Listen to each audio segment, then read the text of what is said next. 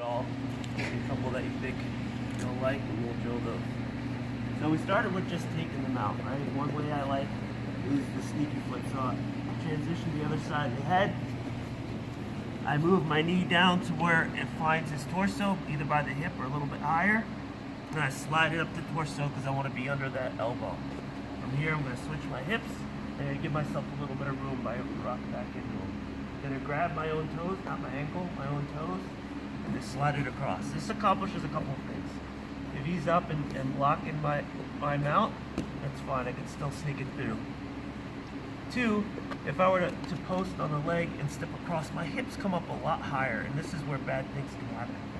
So by just doing the little sneaky foot, none of that bad stuff happens. Okay?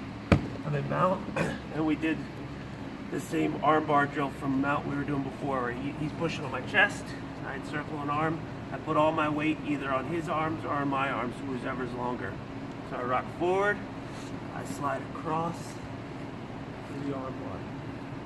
Here, knees pinched, heel towards my butt. Anytime you're in an arm bar, I want you to get used to it. Pinching knees, heels to my butt. I don't want to be crossing here. Here. I'm going to grab this leg to stop his ways out. But for the drill, I come back to an arm bar. He goes to hitchhiker skate, right? So that was another skip we learned. I transition to the other side, grab his elbow so he can't keep going, and make this real heavy. So now he's got to come back into me. Catch the underhook, and come back to mount. He's up on me again. We go to the arm bar, go heavy, turn back, come up, right? So it's just a drill that practices both my arm bar attack from mount, but also the hitchhiker skate, because if you need to use the hitchhiker, you need to know which direction to go right away. Right? So if we're here and he has his arm locked, oh, sorry. Right? He doesn't have to do the hitchhiker. But as soon as I get this broken, now his only option is the hitchhiker. If he goes the wrong way, he's screwed, right? If he starts going this way. Yeah. So I want you guys to get in the habit of, okay, maybe instead of tapping right away, I'm gonna go to hitchhiker first to see if I can get out. Dumb points the way out. Yep. We also looked at ways to break the grip, right? So what I like a lot, I'm gonna feed my arm all the way through, grab my own thigh, knees tight, elbow to my chest. Here I'm going to rock towards his leg because I want to grab his leg. Now I'm going to move my hand towards my knee, because if I try to break his grip when I'm in his elbow, this is really strong for him. I'm not creating nearly enough pressure on the grip itself than if I'm not in the elbow. So I'm going to slide my hand up towards my knee, so I'm not in the crook of his elbow, I'm closer to his grip. Okay, keep it. So I'm here, I rock, I slide up, and then this leg I use to drive his head back down, right? Not always going to work, but it's really uncomfortable for him. We looked at another way for him to get out, which is why I grabbed this leg, but if I don't have the leg, he can put his feet up, right? So he's going to use his legs to create that momentum and come up and stack. Go ahead, stack, or go ahead, do it again. Yeah. Right, so he's going to stack me, and right here, this leg goes up behind my ass, right? So he wants it, so, because in order for me to armbar, I need to take him that way. So by creating this prop, it's kind of like a kickstand. I can't go down that way. And from here, you can slowly start working it out. So I've got no leverage to extend the armbar. All right, so that was the armbar series from mount. We also looked at the Americana series from mount. So we can start with, I'm threatening a gi choke. He comes under to protect his neck. From here, I'm going to use forearm to forearm, drive my weight down, so I've got his arm in the Americana position. Here, I'm going to lock my Americana grip, this elbow, important base of his neck, or by his ear. And I don't finish the Americana up here. Look, we've got all kinds of flexibility in our shoulders up here. I'm going to drive his elbow towards his hip, and a lot of times I don't even need to raise the elbow. So if I just start going this way, look, I didn't even lift at all, right? but some combination here then lift is going to be a really strong crank. So with Americana, think first sliding his elbow towards his hip before lifting it.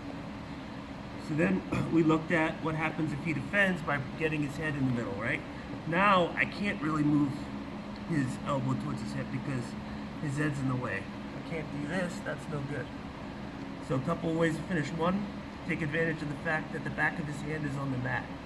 So I'm just gonna raise up, keep his back of his hand on the mat, raise up, and then drive my weight into his elbow here for the wrist lock. Second option is I'm going to lift his shoulder off the mat to create some space beneath his shoulder. So I'm going to come up on my side a little bit, come up with my foot. Now his shoulder's off the mat, and I can start driving his hand into his back pocket here as a finish. Then another option we looked at is going to flare my elbow up, his elbow up rather, put my hand on the other side. From here, I let go of the Americana grip, and I just start pulling this way. So those are three different options of finishing the submission even when he has his head inside. Right? Then we also looked at the Kasukatami series. So from here, I get my hand under his elbow, and I just start walking it up until his elbow's parallel with his shoulder or beyond. Hand under his head, I'm gonna grab the armpit. Gonna rock forward and cut across and switch my hips. From here, I don't want to go all the way up too far where my weight is on the top of his chest or more. I want to be sort of by his solar plexus.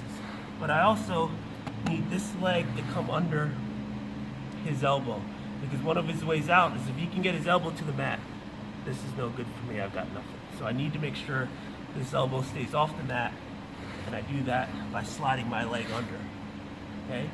From here, I don't want my chest down like this. This is not gonna create good pressure, and all my weight is on my legs. Chest towards the sky, right? So this hand's grabbing my own thigh. I'm kind of on a solar plexus, chest towards the sky, and weight on my toes and mostly on him, right? I'm not sitting on my butt here. And I can, is that less comfortable here? Yeah. Right? And this is where you guys, probably most of you felt me put you here before I start to sap energy. Two ways to finish from here. One is the cheeseburger, go back and just wrap them around me. The second is, here, I'm gonna lighten up a little bit. The second is I look for this arm. I'm just trying to get it down here. It doesn't matter where exactly, I just need to get it down, right? Once I got his wrist down, this foot comes up over top, right? And here you can figure 4 if you like, it's not really necessary. Just gonna slowly hit in. You alright? Yeah, my forearm's tight. Okay.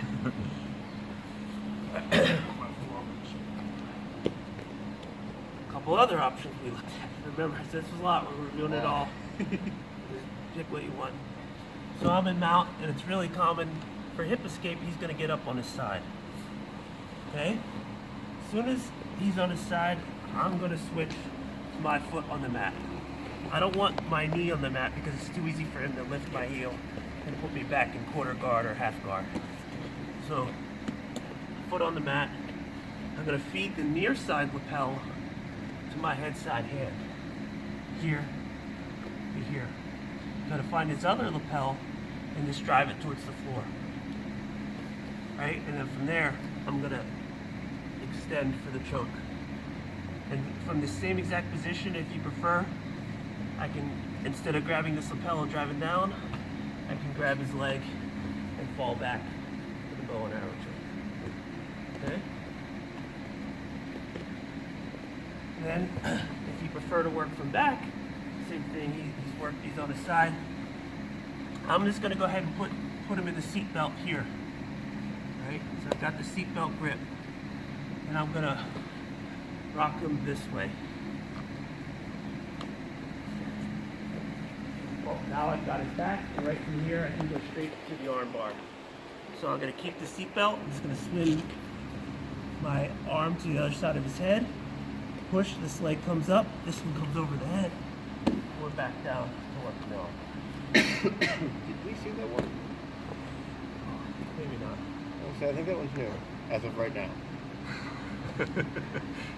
It makes sense because most of the time the guy tries to sneak your arm over anyways Yeah. to like escape, so then just give up on the choke and do that. Oh, I haven't showed you the armbar from back before? Or you're just saying the taking the back from mount? Well, I think that particular move is new for this month.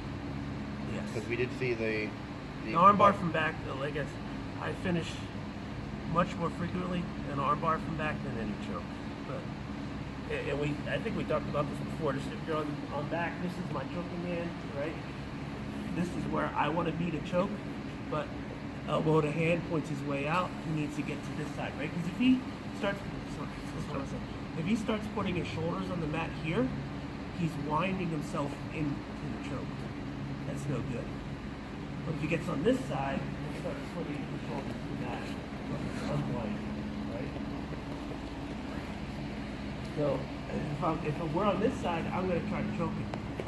If he knows what he's doing, he's going to move to this side and start getting out. And when he moves to this side, I'm going to move this hand, choking hand, the other side of his head, back here.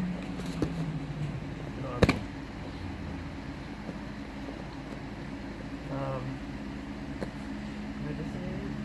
Oh, that was it. That was A lot. We're gonna add one more. Alright, so armbar drill from mount, taking the mount, Americana series from mount, choke from mount, armbars